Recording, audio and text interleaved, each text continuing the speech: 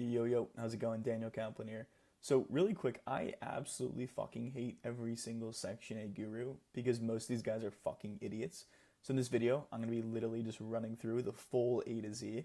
I don't have anything planned because I don't have like a course to sell you here. I'm just going to give you a full, authentic breakdown. Here is like the full A to Z everything. I'm telling you, do not go and pay an idiot 5 grand to learn this. I promise it's pretty damn easy. So let's run through this. I'm going to dive into pretty much the full breakdown here. So let me move my face out of the way here. So let's go overview. So what are we going to run through in this video? I don't even know. This is on the fly. So firstly is market selection. Where are we buying these deals actually? All right, so market selection, where are we going to buy? The next thing that we want to do is, okay, what kind of deals are we looking for? And is it like turnkey, value add, ground up, etc. Next thing is underwriting. And then we'll talk about like our returns. So super simple. I'm going to run through how to choose the market and then how do we actually look at these deals here. So let's dive into this. So firstly, market selection, where are we going to buy? Let's dive into it. So we'll call this market selection. Again, I'd probably watch this video on 2x speed, I'm just saying. So there's a couple of things we want to look at. The most important thing is price to rent. Most important is price to rent ratio. And what that means is what is the purchase price versus what is the rent. With Section 8, we're buying cheaper assets. So usually this box is typically checked off of price to rent ratio. Essentially what this tells us is what is the price points we're getting versus the typical rent that we're getting here. Let me move myself around, I'm sorry. That's usually the most important thing in my opinion. But most of these markets check off that box where I would tend to actually overlook this one. And now the actual most important thing is net migration. This is the number one thing that you always need to look at when you're deciding your market. What does net migration mean, Daniel? Essentially, it just looks at how many people are coming in to the city versus how many people are leaving. So for example, a negative net migration equals populations decreasing. We do not want to be in those markets because when new supply comes in or whatever it is, you're not going to have as much demand for your assets. It's going to be a lot harder. Always want to be in a market that is growing, right? That there are people moving to. The last thing you want is to be stuck vacant with 0 tenants. Now, honestly, that's probably the most important thing. Maybe another item that you could look at is like landlord/tenant policies. So for example, people like to just have a delineation of like blue versus red states. Usually I lean towards the red states, but then again, like it doesn't really matter. It's not that big of a deal. Just underwrite correctly. That's the solution to everything is just underwriting, is what you'll learn in this video. But yeah, maybe you want to be in a red state, maybe a blue state. Just don't be in like California, you'll be fine. Don't be in Illinois, or don't be in Chicago, actually. And then what else is important? We've got population, we have landlord versus tenant policies, and then, yeah, the other item is housing authority. This is probably the most important thing that I don't see people talk about enough. It is very important to understand the housing authority that you are working with. So for example, I started building my portfolio in Birmingham, Alabama. However, I am currently no longer looking for deals in Birmingham, and there's a good reason why. Unfortunately, there's a couple of factors as to why their housing authority is not doing well. The first one is they just cut like half their staff. I think it was more like 80% of their staff. So they are viciously understaffed. There's a lot of demand for these units, but they do not have enough staff in the office. So consequently, I could do my rehab. I could even find a tenant who has a voucher ready to go, and it will still take me 4 months to start cash flowing. These housing authorities are fucking awful. They are going to kill your deals because as you build in your model, if I have to go 4 months without getting any income at all, I am screwed. I am going to lose a lot of money. So it's important to understand the housing authorities that you're working with, how fast they operate, what kind of timelines they work on. This is something that people don't talk about enough. Make sure that you are doing one of two things to figure this part out. Number one is talk to other investors in the market. Number two is call the housing authorities directly. Also, you can even ask them like, how big is the wait list too? Another strategy that I love to use is I'll actually join these like Section 8 voucher groups, and you'll see all the people like complaining about all these issues or saying, I'm number 2,000 the wait list, I gotta wait 7 years. I would join these groups, understand the tenant base, go really, really deep, And then when you actually have an asset, it's like the crime side. We want to go and see, okay, how rough is that area? So boom, market selection. And again, all these states usually work. What I would go with, back of napkin, Midwest and Southeast. That will be your solution. Look in these markets if you're buying Section 8s. Is probably where you get kind of the best returns. So now that we have market selection, now we're going to go in firstly kind of what kind of deals are we looking for, right? So kind of deals. We've got two options here. For the sake of this video, we'll call it three options. I've got value add, I've got turnkey, and I've got ground up. But for the sake of this, we'll just remove ground up from the equation. We've got option one is value add, option two is turnkey. And usually what most people think is I want to go and do the turnkey one, right? I don't need to do any work. All the heavy lifting is done for me. No, that is the biggest mistake that you can make because unfortunately, turnkey properties are never actually turnkey. Unfortunately, what is going to happen is you are going to buy the deals with long-term conventional debt, and you are going to realize, oh shit, there are a lot of repairs. Now I need to make these repairs using my cash, not leverage. And what I mean by that is, let's say I buy a property for 100 grand. My LTV is 80%. So that means my loan is 100 grand times 80%. And let's say my monthly payment is assuming that I get a 7% interest debt over 360 years. Oops.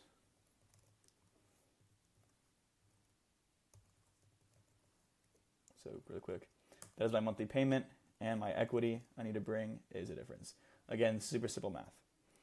So we're assuming that my cash in deal is 23 grand, right? Let's do this plus closing costs of like 3 grand. So my cash in this deal is going to be 23K. Now, I'm going to assume that I'm expecting a 10% yield.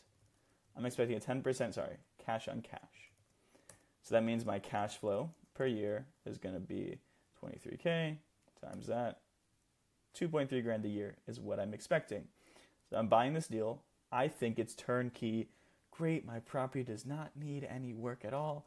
I'm golden, right, guys? I just bought a turnkey property. The gurus, they weren't lying to me here, right? I'm going to actually make money. No. So now let's look at the numbers, okay? Let's say I buy this deal. I buy the deal.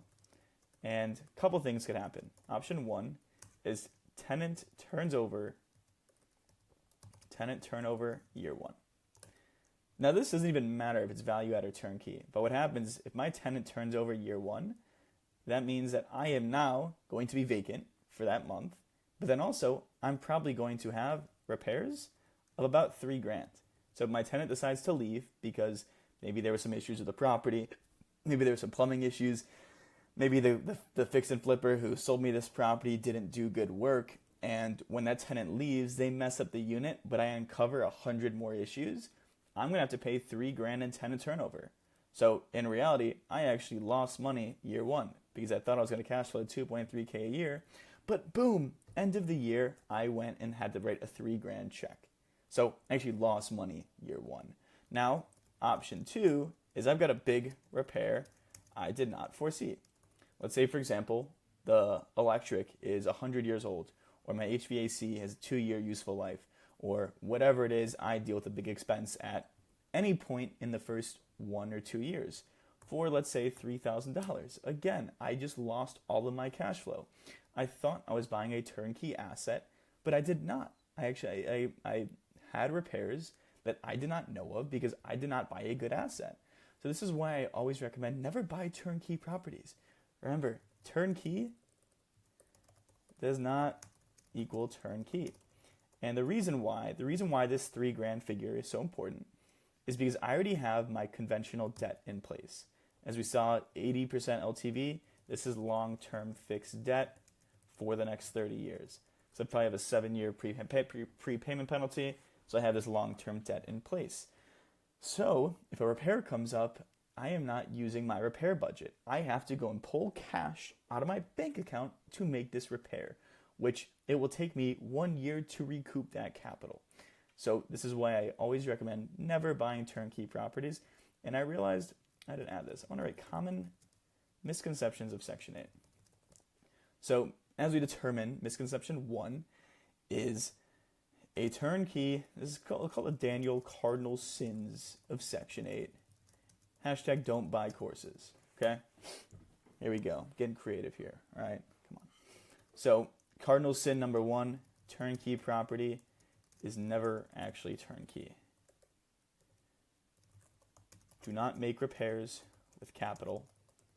Use leverage. Sorry, not capital, with equity / cash.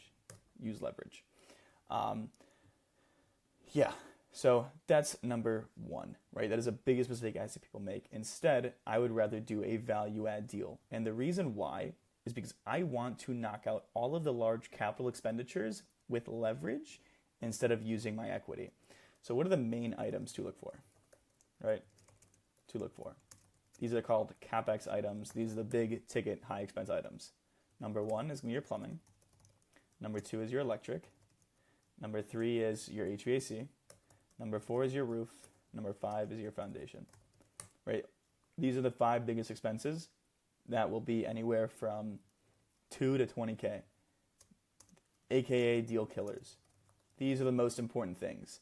And now, like I mentioned, if I am buying a deal and I do a value add and I get it at a good enough basis, I'm fine having these issues because I know I will fix them. And I know that when I fix them, I will never have those issues again. And now just to show you the severity of why you should never buy a turnkey property, let me run through the numbers again. So let's have this be the year, and this be cash flow, and this be equity and deal. Equity and deal, call this an expenditure. Okay? Let me move my fucking face out of the way. So let's run through this. We call it year 1, year 2, year 3, year 4, year 5, year 6. So we expected my cash flow to be 2.3K a year. Let's say that grows by like 3%.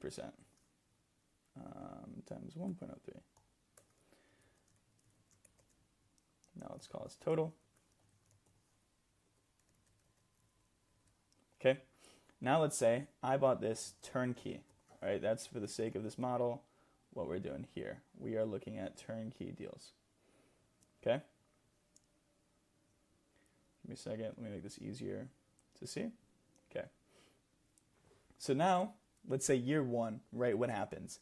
Maybe I had a repair I did not think about. Let's say, okay, wait, I'll call this, I lied. I'm going to call this net cash flow. I'm going to call this equity and deal.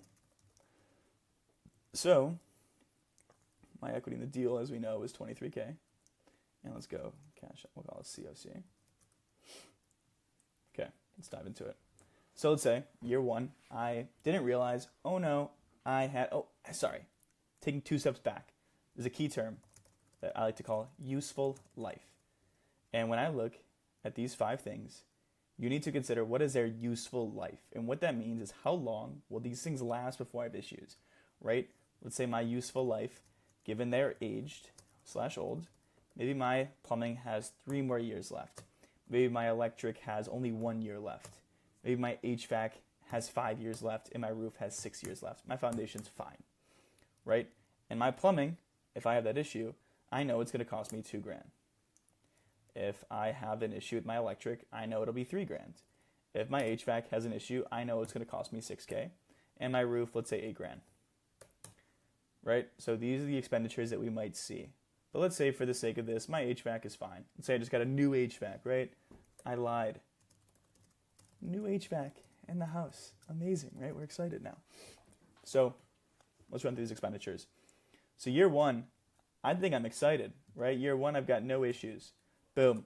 Let's go. My model looked right. I got what I expected. Let's call this the sum of these. So I'm excited. I think I did the right thing. Let's go. But now what happens is turnover. Nobody talks about this. The Section 8 gurus like to go and tell you that, your tenants are never going to leave. Another note is, now I'm thinking about it, let's add another cardinal sins for Daniel. Tenant turnover is a thing. Do not listen to the gurus. Expect a 3-year lifespan.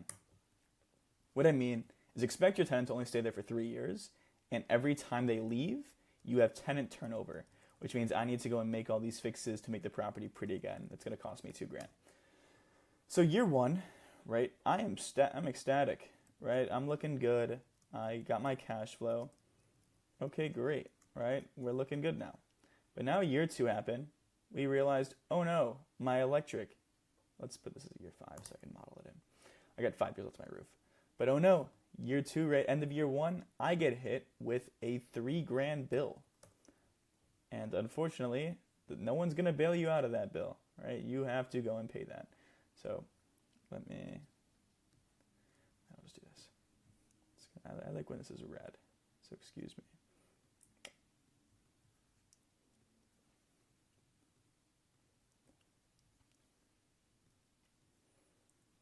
Sorry. I get a little OCD sometimes. Okay. This is my Mac, so I'm sorry. So I have an expenditure, and oh no, year 1, year 2, I actually lost money, right? Not great. Now, let's look at year 3. Like I mentioned, my tenant is now probably going to leave me. So recap what happened year 2. I had an electric issue. Okay, and now year 3, oh no, my tenant decided to leave now. So boom, there's $2,000 in tenant turnover. Year 4, great. Oh, nope, you thought. Now we have another issue. We have a plumbing issue just happened. And then maybe we're smooth sailing. You know what? Let's say my roof is brand new. I lied. Brand new. So if we look at the course of this deal, over the last 6 years, right, I maybe had no more issues, right? But no, we have turnover again at year 6. So, and this is pretty realistic. All I said is, hey, maybe my tenant averaged 3 years, and I had an electric issue, and I had a plumbing issue, which is pretty typical, right? Maybe I have even worse issues. But if we see over the course of this deal, over 6 years, I cash flowed a whopping 5.8K. So my cash on cash is going to be 25% for the whole lifespan. But I've held this for 6 years. So my cash on cash per year was a whopping 4.2%, which is not going to cut it. That is a terrible deal. I came into here thinking I was going to get a 10% yield, and now I'm stuck with 4%. I massively underdid how I thought I was going to do. And that is a big issue, is because you did not expect these capital expenditures. That is your electric. I have turnover, plumbing, turnover. Like, you are going to have issues. If it is turnkey, I promise it's not actually turnkey. I hope that makes sense. Now, let's talk about looking at deals. So let's go on Zillow, and we'll pull up some deals. Let's look in. Where do I want to look in? Let's look in just Birmingham, Alabama, because I can give you some insight. So let's look for sale. I only want properties that are no more than $100,000, and I don't want any shit boxes. So let's look at these deals. This one, 38K, probably a good job. This one, 52K. Okay, looks pretty good. I bet you there's a lot of issues behind the scenes here, but let's look at this thing. This property is eligible in the Fannie Mae. Okay. This one actually looks nice. I'm surprised it's only 52K. How about this one? For 90 grand, 100 grand. All right, this one looks nice. Let's look at this deal. We're going to take this one for our case study. Or, I want to look at there. This might, I don't want a 5-bed. All right, let's find a property we like. How about 80K? This is a good one, right? It's old, 80K, needs some work, 1948, not too bad. So let's look at this deal, okay? Here's our address. And then let's look at our beds, our baths, square feet, age. So beds, it's a 3-1-1130, 3-1-1130, built in 1948. Now, we have to look at this deal. We see this thing, their asking price is 80K. And because I don't want to do a full value add breakdown for this deal, I'm going to assume that we bought this thing turnkey. Now here is my favorite thing to do, and here is the number one misconception that these gurus will not tell you. Now let's write it down, okay? Do not look at HUD FMR. And this seems counterintuitive, because everybody says, Daniel, isn't this the place to go to? Like, isn't that where you look to find these deals? Like, to see what they rent for? No. Fucking idiots. All right, let's get HUD FMR. And this is good because I can show you, because I have a 3-bedroom in this area too. But one thing I forgot to show you is how we look at this thing. So step 1 is spot crime. How big, how deep into the hood are we? Now, people tend to overthink this, but you got to consider, like, these are human beings, and if they are in the middle of a war zone, nobody is going to want to live in your property. They will be hearing gunshots, and they are going to want to go somewhere else. So let's look at this one. This one's actually not bad at all. One of my properties is like over here, somewhere over here. But like, for example, if I was looking at a property, let's see if we can find an example of one that's pretty deep in the trenches. Let's look at this one. This one seems good. Looks like it's cheap, right? Let's see. You might think, oh yeah, this is a banger deal. And then you see, okay, so one block over, we had theft. I mean, this isn't too bad. Like, if I look at Milwaukee, like, let me look in Milwaukee to give you an example of, like, a war zone. Let's go, like, Milwaukee 53206 for sale. Like, let me show you some of these Milwaukee properties. Some of them are rough. Just want to show you an example of when you see this really light up. Look at this thing. God. Okay, it's not wanting to load for me. So as we see, 3.6, 3.6. And we got 3.7, 3.7, 3.7, 3.7. God, fucking Milwaukee, man. So this is when you would see, yo, don't buy in this zip code. Okay? If anyone's buying Milwaukee after this video, don't buy in 53206. Thank me later. But now back to our task at hand here. I was going to show you guys what these gurus will tell you is, here's what they say. They say, I got a property. How much will I cash flow? Go to HUD, FMR, and see the rent.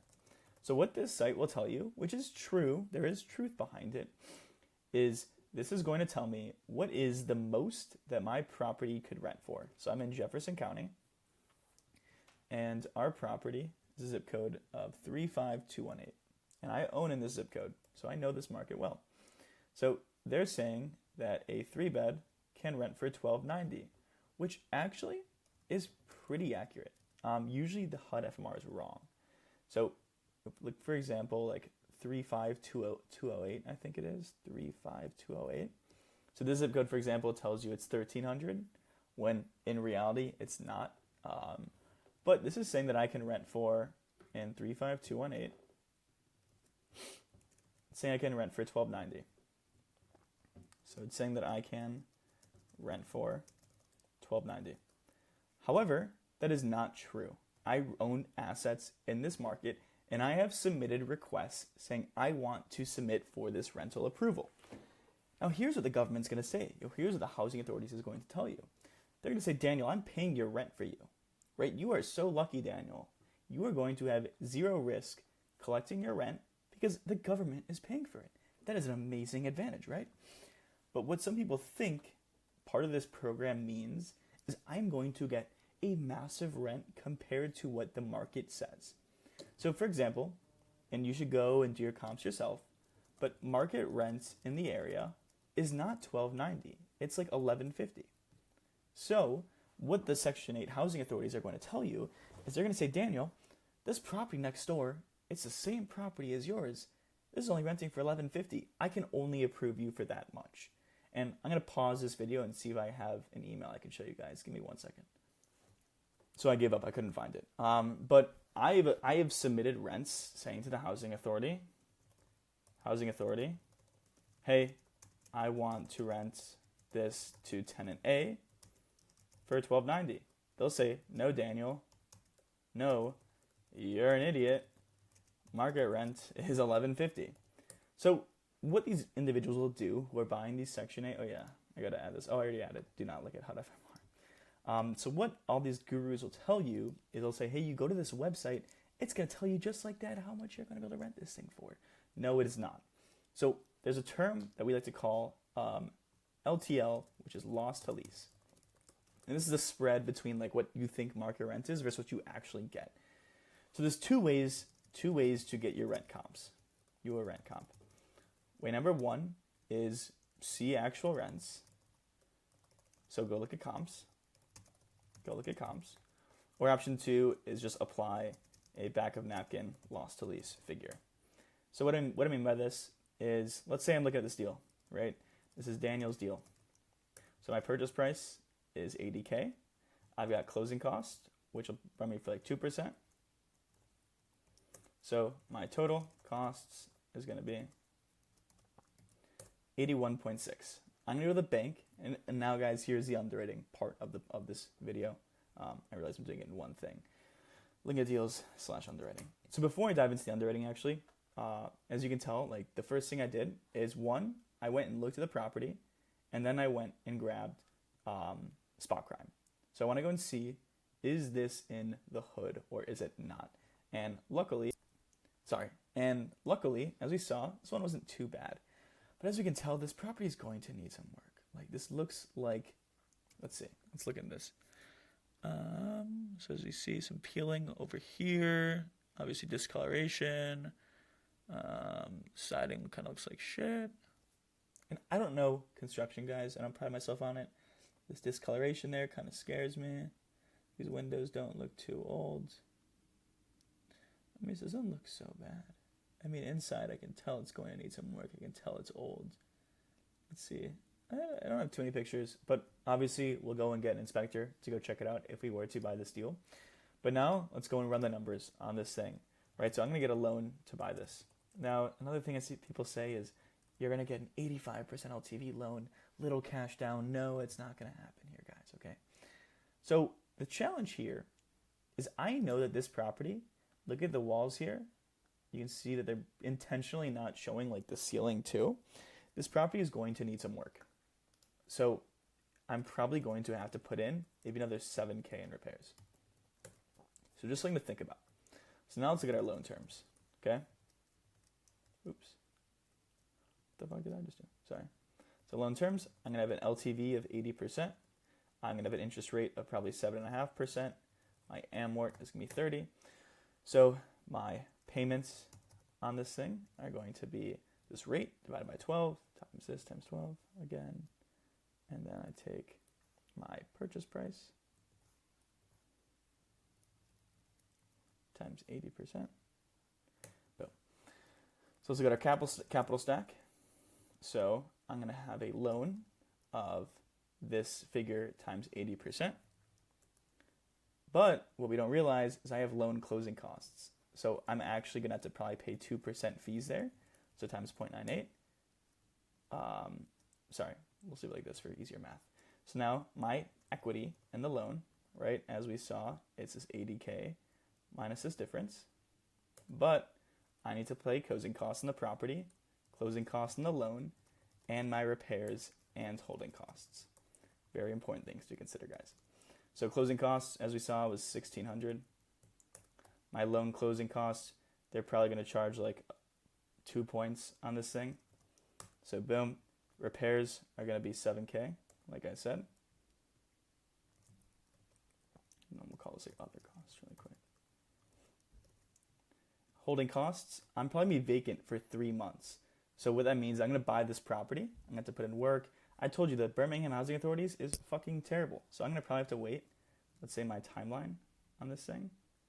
And I'll just put it right here. Timeline in months, it's going to be 4. So I'm going to take my monthly payment times 4. That's my holding costs. So my total equity in deal, sorry, we'll call it cash for easier math. Cash in deal is I got to take my equity, I got to bring to closing, I got to pay closing costs, I got to pay loan closing costs, I got to pay repairs and holding costs. So I've had to bring about 27.7K to this deal. Now let's go and look at our cash flow. So does this all make sense so far? Quick recap, purchase price. I don't need a recap. Easy math, guys. So let's look at our stabilized returns. And this is assuming I don't have any CapEx issues, which as I told you guys, we will. So let's look at our gross potential rent is going to be this $1,290. Well, it's monthly, yearly. Now I'm going to show you again, there's two ways to underwrite these deals. So option 1 is my back of napkin way. Option 2 is like going granular, but I'll go granular for the sake of making this more intuitive to you guys. So my gross potential rent is $1,290, but my loss to lease is 10%. And what that means is I am going to get 10% less than this rent. So we're going to take that times this.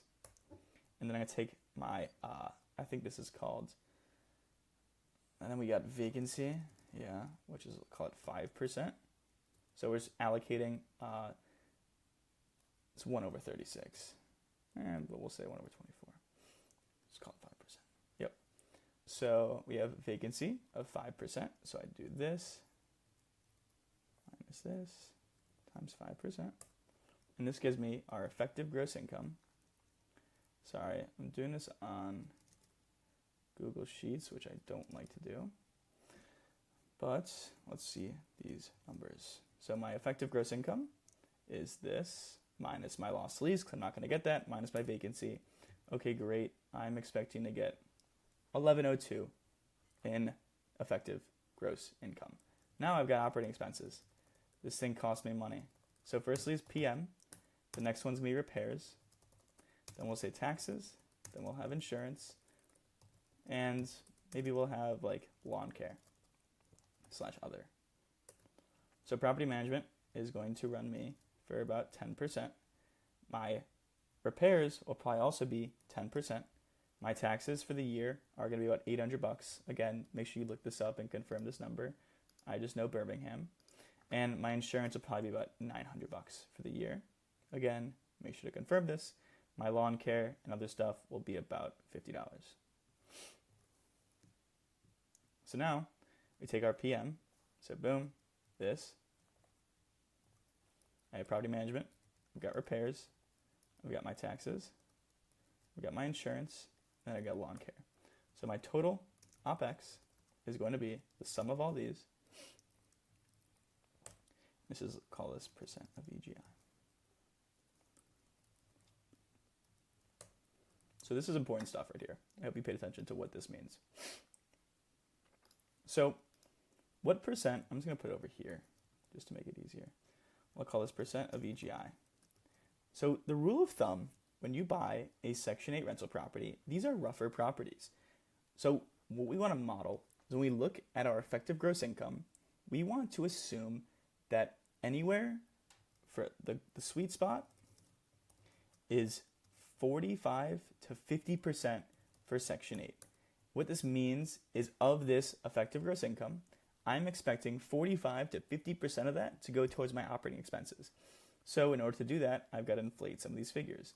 So let's say my repairs is 15%, maybe it's 18%. Okay, let's say right in the middle, 20%. So boom, 47% goes to expenses. This is very important. People tend to overlook this because people want to be overly optimistic. My philosophy is, and this is, I hope you take away this one thing. Daniel's philosophy is underwrite worst case scenario. And what I mean by this is maybe I can get more rent. Maybe I will have less expenses. But for me, when I'm building these models and I'm doing this underwriting, I want to underwrite what is my worst case scenario and am I okay with that? Am I happy with that? And then anything else is just gravy. So in order to do that, determine what is the yield that you are looking for. For me, I want to get a 10% return on my capital and then I get the tax benefits, which is great. But that is how you need to be thinking about this. I see too many people who are overly optimistic, who want to assume the best. This is the one niche where you need to be a fucking pessimist. You need to assume the worst case scenario and understand, are you happy with that or am I not? That is the biggest thing to look at when you're underwriting these things. So I'll see some people say repairs is 5% and their percent of EGI is 32%, and I know those guys are going to lose money.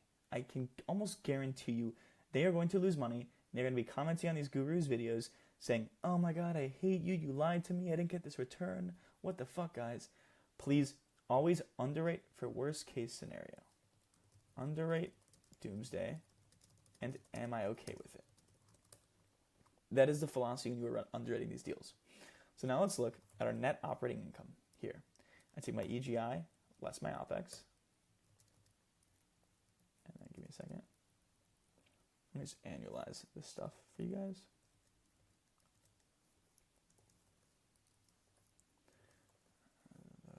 The classic duality of using, what's it called? Google Sheets. Okay, so we're seeing I have an NOI of about 580. But now, the bank's calling. They're going to say, Daniel, don't forget about me, buddy. So take the payment. And now we're going to have our net cash flow of this minus this. So let's look at our cash on cash return, guys. Right? Everyone's favorite metric. What is my cash on cash? So I had to bring 27K to the deal, but I'm only going to cash flow $1,600. So I am going to get a whopping 5.76%. Yay, guys, amazing. No, terrible. But yeah, that is how I underwrite these things. And the challenge with people who are not conservative in their underwriting is they can make a bad deal look like a good deal. I can make any deal look pretty when I fuck around and throw numbers on a Google Sheet, right? I can make any deal look good. If I want to say 5% for repairs and I'm going to self-manage this thing, I think I'm walking into a gold mine. I'm going to think, oh my God, I am the next best, greatest private equity guy in the world. Oh my God, give me all this money in the world. No, I'm the next Jim Simons, guys, right? Look at this amazing yield. Please do not underwrite conservatively, underwrite for your doomsday scenario. But there's other benefits too to this deal, right? Another thing is like if I do a cost seg. So let's say my value is 80 grand.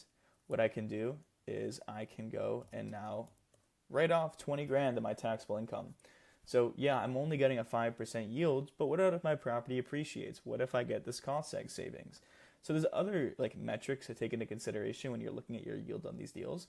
So for example, if this is like a high appreciating market, I might take this deal, right? Like let's look at my annual cash flow here. Annual cash flow was this. But now let's look at another thing, right? And here's the other things to take into consideration when you're underwriting is not just like net free cash flow. Let's call this as our returns over here. And then here, and guys, if you want to see how to make a model look pretty in like 1 second, you just give it like headers, make it.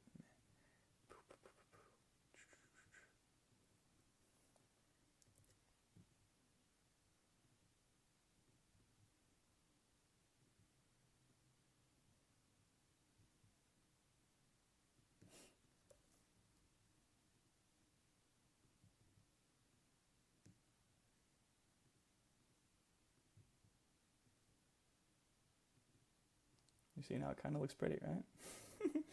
But yeah. So now we see, okay, let's look at our total returns on this deal. Now I'm going to bring this up here.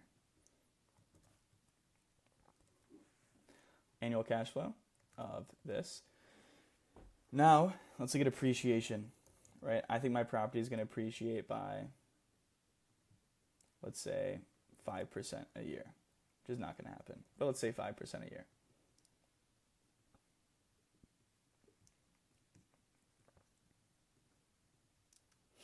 And by the way, if you're curious, you make these things blue, and that means it's an input that you can change and fuck around the model.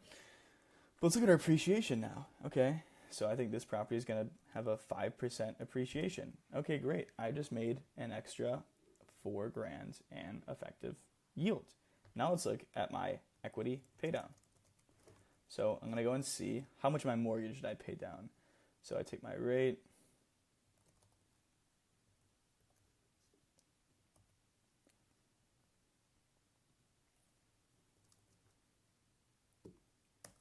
So I paid down that much of my mortgage, but I hate this 5%. Let's say it's like 2%. So my total return is actually going to be the sum of these 3 things. And if we saw our cash on cash was 5%, now let's look at my ROI was actually a total of 27. I want to highlight this thing.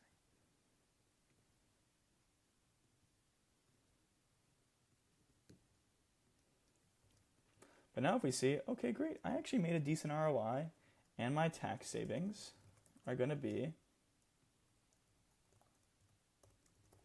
so sometimes you can rationalize these deals, and some people tend to only look at cash flow, but you got to consider these other metrics. But the challenge with looking at this is this thing right here, appreciation is a gamble. I usually underrate for zero appreciation because, again, the market will decide. So I would typically remove that, but equity paydown is a very important metric. So let's look at this deal. What if I bought it like 0% interest seller financing? I mean, damn, I'm going to have a banger fucking deal. So these are all the things to consider as you're looking at these deals. You want to underwrite conservatively. You want to see your doomsday scenario. And a quick recap is you got to assume that, hey, if I'm buying a property turnkey, understand my useful life. Understand what expenses am I going to incur down the line. And what I would usually do is I want to go like the BRRRR route, which is like I buy the asset for, let's say, 60K, and it needs like 15 grand in repairs, but the ARV is going to be worth 85 grand. I'm going to go and refi. So here's the math behind this. So I buy an asset for 60K. I've got closing costs of 2%. So my total cash in the deal is going to be 76K. And now,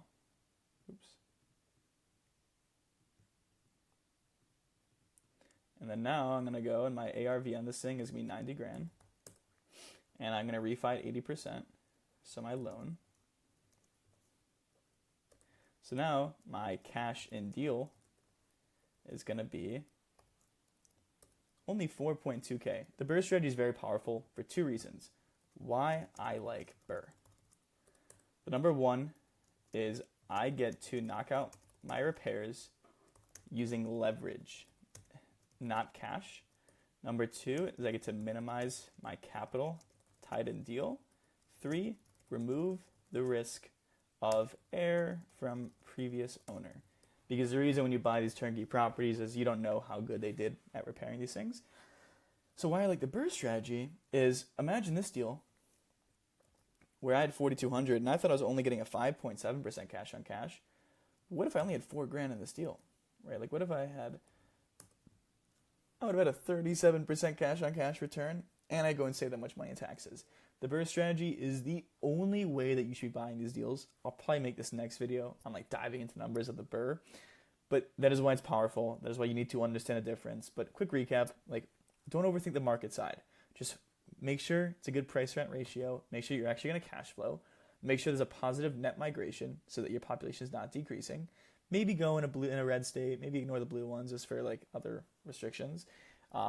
Look at the housing authorities. You want to understand how do these housing authorities operate? What are the big issues that I'm going to have? How long is it going to take me to start cash flowing? These are things to think about. And then when you're actually looking at an asset, you want to go and look at the crime. Make sure that it's not like good old Milwaukee, Wisconsin over here where I'm in a fucking war zone wherever I walk down. And then the kind of deals is I like to do the value adds because I want to knock out these CapEx items. I want to do my plumbing. I want to do my electric. I want to get a new HVAC, new roof. If there's foundation issues, solve them. I want to solve all the issues on the front end when I'm using leverage because the last thing I want is for it to come out of my cash and I'm not going to lose money. Sorry, I'll have a terrible yield on this deal. And then when you're looking at the deals and you're underwriting them, underwrite conservatively. Underwrite for your worst case scenario and are you okay with that? That is how you need to be thinking about these deals. So I hope this is helpful. I hope you got some value out of it. If you have any questions, you want me to send you the link to this sheet that's very messy, I'm happy to drop the link. So hope this helped y'all.